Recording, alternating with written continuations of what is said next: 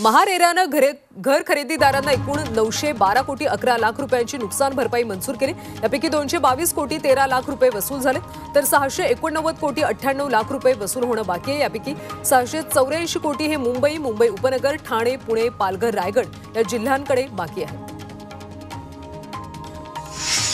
मुंबईतल्या धारावी परिसरात कमी दाबाने पाणीपुरवठा होतोय, मात्र हा पाणीपुरवठा दूषित नाही अशी माहिती महापालिकेच्या अधिकाऱ्यांनी दिली। दूषित पाण्याच्या तक्रारी मिळाल्यानंतर त्या लगेच पाहणी करून दुरुस्त केल्या जात आहेत, महापालिकेकडून असं सांगण्यात आलं। मुंबई महानगरपालिकेच्या उद्यान खात्यानं मुंबईमध्ये वृक्ष संजीवनी अभियान राबवत 11 दिवसात 808 झाडांना कॉन्क्रीट मुक्त केले। तसंच झाडांना ठोकलेले खिळे, पोस्टर आणि वायर असं मिळून 3945 सामग्री ताब्यात घेतल्यात। झाडांच्या खोडाभोवती काही मीटरचा भाग मोकळा सोडण्यात आला। इथं व्यवस्थित कठडा बांधून त्या ठिकाणी माती टाकण्यात आली। 15 एप्रिलपर्यंत ही मोहीम हाती घेण्यात आली।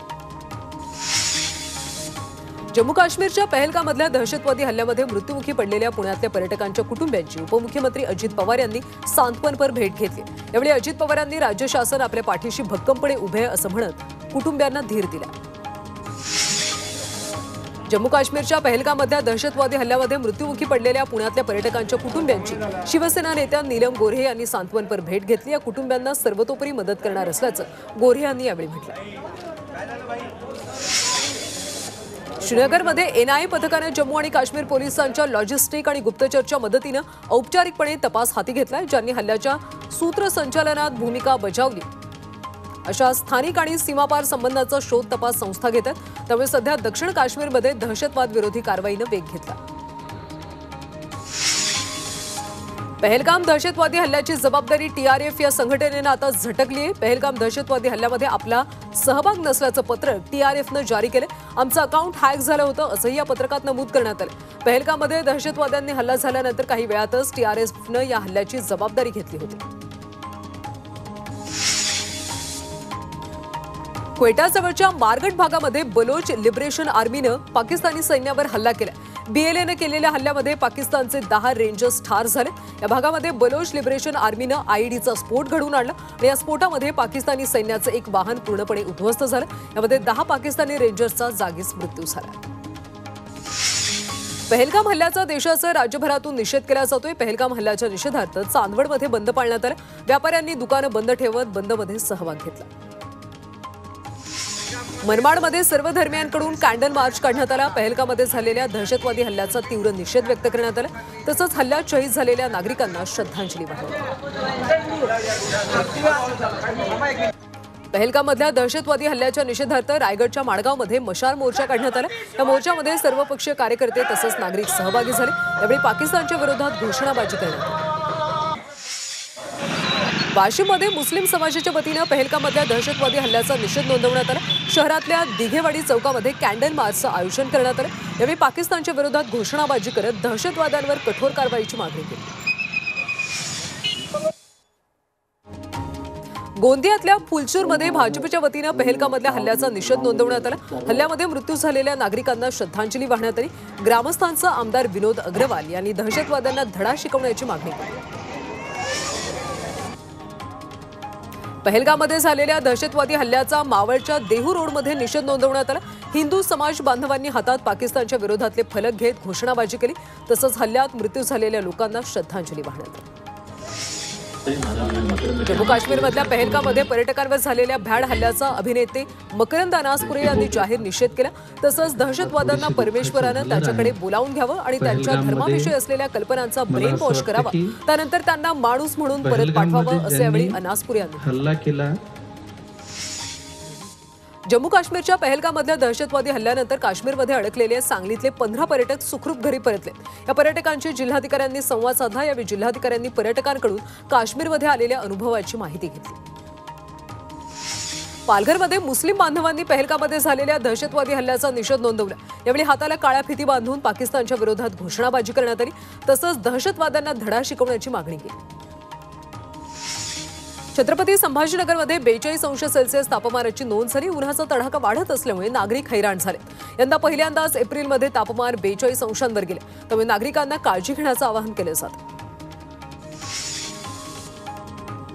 नाशिकमधल्या तापमानात मोठ्या प्रमाणात वाढ होते, त्यामुळे पोलीस आयुक्तांनी एक अनोखा निर्णय घेतलाय. शहरातल्या 50 पैकी 30 सिग्नल दुपारी 1 ते 4 वाजेपर्यंत बंद ठेवण्याचा निर्णय घेण्यात आला. ज्या भागात जास्त रहदारी नाही अशा भागातले सिग्नल बंद ठेवले जाणार. डॉक्टर बाबासाहेब आंबेडकर मराठवाडा विद्यापीठाच्या कुलसचिव पदासाठीच्या मुलाखती घेण्यात आल्या. मुलाखतीमध्ये 15 जणांपैकी फक्त 8 जणांनी हजेरी लावली. मात्र यावेळी कोणताही सक्षम उमेदवार मिळाला नसल्याची माहिती सूत्रांनी दिली. पुणे विद्यापीठ ढेकणांच्या विळख्यात सापडले. विद्यापीठातल्या मुलांच्या वसतिगृहामध्ये ढेकणांचा सुळसुळाट झाला. ऐन परीक्षेच्या काळामध्ये विद्यार्थ्यांना ढेकणांचा त्रास सहन करावा लागतो. विद्यापीठ प्रशासनाला वारंवार विनंती करून सुद्धा दुर्लक्ष होत असल्याचा आरोप विद्यार्थ्यांनी केला. मुंबईतल्या धार्मिक स्थळं 28 एप्रिलपासून स्वच्छ होणार. संपूर्ण सखोल स्वच्छता अभियान अंतर्गत ही विशेष स्वच्छता मोहीम राबवली जाणार आहे. 28 एप्रिल ते 9 मे दरम्यान सकाळी 11 ते दुपारी 1 दरम्यान संपूर्ण मुंबईत ही मोहीम हाती घेतली जाणार. शहापूरमधल्या भारंगी नदीची लोकसहभागातून स्वच्छता केली जाते. नदीतून गाळ काढण्याचं काम प्रगतीपथावर आहे. गेल्या 50 वर्षांपासून नदीतला गाळ काढला नव्हता. आता नदीची स्वच्छता होणार असल्यामुळे नदीला अचानक येणाऱ्या पुरापासून शहापूरकरांची सुटका होणार. वाशिम जिल्ह्यामध्ये गेल्या वर्षी झालेल्या अतिवृष्टीमुळे 78,000 शेतकऱ्यांचं नुकसान झालं होतं. यापैकी 59,000 शेतकऱ्यांना नुकसान भरपाई मिळाली, तर 10,000 शेतकऱ्यांनी केवायसी केली नसल्यानं मदत रखडल्याची माहिती जिल्हा प्रशासनानं दिली. राज्यामध्ये उन्हाचा कडाका वाढतोय, त्यामुळे नर्सरी ते 7वी पर्यंतच्या शाळा सकाळच्या सत्रात भराव्यात असा आदेश यवतमाळच्या जिल्हाधिकाऱ्यांनी दिला. उष्णतेचा शाळकरी मुलांवर परिणाम होऊ नये म्हणून सर्व शासकीय आणि निमशासकीय शाळांना हे आदेश लागू आहेत. परभणीतल्या पोखणीमध्ये उपमुख्यमंत्री अजित पवारांनी नृसिंहाचं दर्शन घेतलं. भरभरून पाऊस पडू दे, सगळ्यांना सुख समृद्धी लाभू दे अशी प्रार्थना अजित पवार यांनी केली. यावेळी नृसिंह देवस्थानच्या वतीनं विकास आराखड्याचं निवेदन सादर करण्यात आलं. चंद्रपूरमधल्या वैद्यकीय अधिकाऱ्याला 29 लाखांचा दंड ठोठावण्यात आला. या अधिकाऱ्यांना अवैधरित्या मुरुम उत्खनन केलं. यावेळी पंचनाम्यामध्ये 422 ब्रास मुरुमाचा अवैध साठा आढळला. मुंबईकरांच्या पाण्याची वाढती गरज भागवण्यासाठी महापालिका मनोरी इथं निसाक्षरीकरण प्रकल्प उभारणार आहे. या प्रकल्पातून समुद्राचं खारं पाणी गोड केलं जाणार आहे. मात्र या प्रकल्पाच्या निविदेला अल्प प्रतिसाद मिळत असल्यानं ही प्रक्रिया रद्द करण्यात आली. आता राज्य शासनाकडून मिळालेल्या सूचनेनंतर या प्रकल्पासाठी पुन्हा निविदा काढण्याचा निर्णय महापालिकेने घेतलाय. मे महिन्यात ही निविदा निघणार. नाशिकच्या गोदावरी नदीतल्या पाणी वापरावर बंदी आणावी यासाठी उच्च न्यायालयात याचिका दाखल करण्यात आली. नदीतलं पाणी प्रचंड प्रदूषित झाल्यानं पाणी वापरावर बंदी आणण्यासाठी ही याचिका दाखल केली. गोदावरी नदीचं पाणी मानवी वापरावर म्हणजे पिण्यावर आणि स्नानावर बंदी घालावी असं याचिकेत नमूद केलं. सामाजिक कार्यकर्त्यांनी याचिका दाखल केली. कुर्ला घाटकोपरमध्ये आज पाणीबाणी निर्माण होणार आहे. या दोन्ही शहरातला पाणी पुरवठा आज 24 तासांसाठी बंद आहे. जलवाहिन्यांची दुरुस्ती तसंच इतर कामांसाठी सकाळी 10 पासून उद्या सकाळी 10 पर्यंत पाणी पुरवठा बंद असेल. मराठवाड्यातल्या धरणांमधल्या पाणीसाठ्यामध्ये मोठी घट झाली. वाढत्या उन्हामुळे धरणातल्या पाण्याचं मोठ्या प्रमाणात बाष्पीभवन होतं. जिल्ह्यातल्या 142 गावांमध्ये टँकरनं पाणी पुरवठा केला जातो, त्यामुळे नागरिकांना पाणी टंचाईचा सामना करावा लागतो. गोंदियामध्ये गाळमुक्त धरण आणि गाळमुक्त शिवार योजना राबवण्यात येते. तलाव आणि धरणांमधल्या पाण्याची क्षमता वाढवण्यासाठी ही योजना राबवली जाते. या संदर्भात जिल्हाधिकारी कार्यालयात कार्यशाळेचं आयोजन करण्यात आलं. यावेळी आमदार परिणय फुके आणि सिंचन विभागाच्या अधिकाऱ्यांनी उपस्थित लोकांना माहिती दिली. वाशिम जिल्ह्यामध्ये उन्हाळी तिळाचं पीक चांगलंच बहरलंय. जिल्ह्यामध्ये यंदा 197 हेक्टर क्षेत्रावर तिळाची पेरणी झाली. कमी पाण्यात चांगलं पीक येत असून बाजारात देखील चांगला दर मिळत असल्यानं शेतकऱ्यांना फायदा होणार. संभाजीनगरमध्ये खरीप हंगामातल्या पिकांचं नैसर्गिक आपत्तीमुळे मोठ्या प्रमाणात नुकसान झालं होतं. या नुकसानग्रस्त शेतकऱ्यांना विमा कंपनीनं 200 कोटी रुपयांची नुकसान भरपाई मंजूर केली. यापैकी आतापर्यंत 43 कोटी रुपये 1 लाख शेतकऱ्यांच्या बँक खात्यात जमा झालेत, त्यामुळे शेतकऱ्यांना मोठा दिलासा मिळाला. राज्यात पुढचे 3 दिवस हलक्या पावसाचा अंदाज वर्तवण्यात आला. हवामान विभागाने दिलेल्या माहितीनुसार बंगालच्या उपसागरातून बाष्पयुक्त वारे राज्याच्या दिशेने येत आहेत. परिणामी पुढचे 3 दिवस कोकण, मध्य महाराष्ट्र, मराठवाडा आणि विदर्भात तुरळक ठिकाणी हलक्या ते मध्यम पावसाचा अंदाज आहे. अक्कलकोट तालुक्यामध्ये अवकाळी पावसाचा तडाखा पाहायला मिळाला. उडगीमध्ये वीज पडून एका बैलाचा मृत्यू झाला. अवकाळी पावसामुळे तालुक्यातल्या शेतकऱ्यांची आंबा द्राक्ष बागेचं नुकसान होण्याची शक्यता आहे. पुण्यातल्या मार्केटमध्ये आंब्यांची आवक वाढली आहे, त्यामुळे आंब्याचे दर आता आवाक्यात आले। किरकोळ बाजारामध्ये आंब्याचे दर 400 ते 800 रुपयांपर्यंत घसरलाय। तर यंदा कोकणामध्ये आंब्याच्या उत्पादनात घट झाल्यानं आंबा 15 मे पर्यंतच बाजारात उपलब्ध असणार असल्याची माहिती व्यापाऱ्यांनी दिली। शिरूर तालुक्यातल्या चांडोहमध्ये काल भैरवनाथांचा यात्रोत्सव पार पडला। उत्सवानिमित्त मंदिराला आकर्षक रोषणाई करण्यात आली, तसंच महापूजा, पालखी, बैलगाडा शर्यत अशा विविध धार्मिक कार्यक्रमांचं आयोजन करण्यात आलं। राष्ट्रवादीच्या संयुक्त महाराष्ट्र गौरव रथ यात्रेचं सांगलीमध्ये जल्लोषात स्वागत करण्यात आलं। महाराष्ट्र राज्याच्या स्थापनेला 65 वर्ष पूर्ण होत असल्यानं राष्ट्रवादी काँग्रेसकडून संयुक्त महाराष्ट्र गौरव रथ यात्रा सुरू आहे। या रथ यात्रेचं आमदार इद्रिस नायकवडी यांच्यासह पदाधिकाऱ्यांनी पूजन करत स्वागत केलं। पुण्यातल्या नारायणगावमध्ये मुक्ताबाई आणि काळोबा देवाच्या यात्रेला मोठ्या उत्साहात सुरुवात झाली। या यात्रेनिमित्तानं मंदिराला विविध रंगी फुलांनी आणि पानांनी सजवण्यात आले। तसंच या यात्रेसाठी तमाशा पाहण्यासाठी मोठ्या प्रमाणात नागरिक गर्दी करतात।